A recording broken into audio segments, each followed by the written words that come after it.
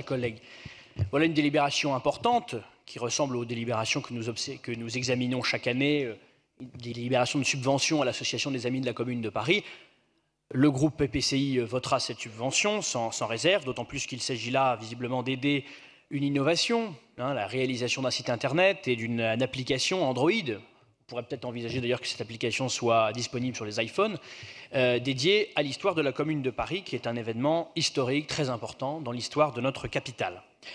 Nous la voterons. Maintenant, cette délibération me donne l'occasion d'évoquer le bicentenaire de la Commune de Paris que nous célébrerons, que nous commémorerons, en 2021. Alors certes, évidemment, nous serons passés à une autre mandature, mais je pense que nous pouvons d'ores et déjà commencer à y réfléchir. Je fais partie des élus qui, sur ces bancs, qu'on soit de droite ou de gauche, s'intéressent à cet épisode, à cet événement historique très important dans l'histoire de la capitale. C'est un événement qui compte beaucoup pour ceux qui siègent à gauche de cet hémicycle, en particulier ceux qui sont issus du mouvement de la gauche ouvrière, gauche même anarchiste pour un certain nombre d'entre eux. Je ne vais pas revenir, je laisserai peut-être Danielle Simonet intervenir sur ce sujet qu'elle connaît beaucoup mieux que moi.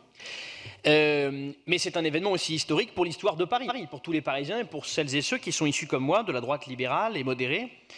Il faut savoir quand même qu'au cours de cet événement tragique, dramatique, Paris a, et ça on sera tous d'accord là-dessus, a été littéralement abandonné de son gouvernement.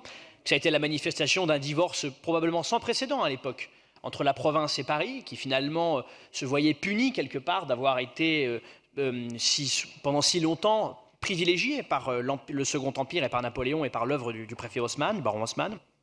C'est aussi un événement important pour Paris puisque c'était aussi, je crois, et c'est important de le dire surtout aujourd'hui, alors des clivages entre l'Est et l'Ouest de Paris se font aussi pressants, c'est aussi un événement au cours duquel on a pu remarquer justement que Paris était profondément divisé, parfois, entre l'Ouest et l'Est de Paris. Moi j'ai en mémoire, évidemment, la gauche a en mémoire évidemment les grandes phrases, les grands discours des chefs de la Commune, mais j'ai en mémoire par exemple, moi, la phrase d'Émile Zola, à l'issue de la Commune, à l'issue de la semaine sanglante, qui déclare « Le bain de sang que vient de prendre Paris était sans doute une horrible nécessité pour calmer certaines fièvres. Mais vous le verrez maintenant, Paris, vous le verrez maintenant grandir avec sagesse et splendeur. » C'est une phrase d'Émile Zola, quand même. Donc, ce qui montre à quel point, finalement, il y avait vraiment un clivage extrêmement fort, et là encore, de manière inédite, un clivage politique profond, non seulement entre Paris et la province, mais au sein même de Paris, entre l'Est et l'Ouest de la capitale. Et je crois qu'à l'heure où nous devons, et ce sera un sujet de la campagne électorale de 2020, à l'heure où nous devons réfléchir justement à la réconciliation des Parisiens, sur les questions du logement et sur bien d'autres questions, je pense que justement, historiquement, s'intéresser à la commune, ça revêt une importance particulière.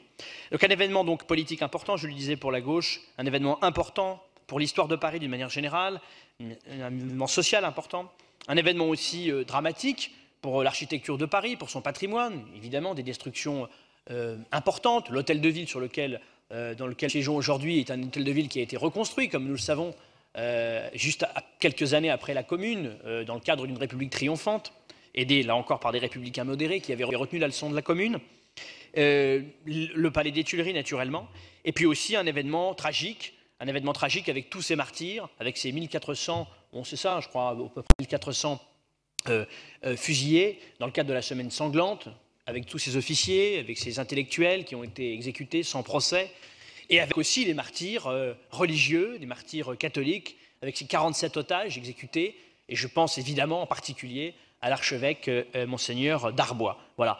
Donc je crois que dans 2 ans, nous aurons cette commémoration à organiser.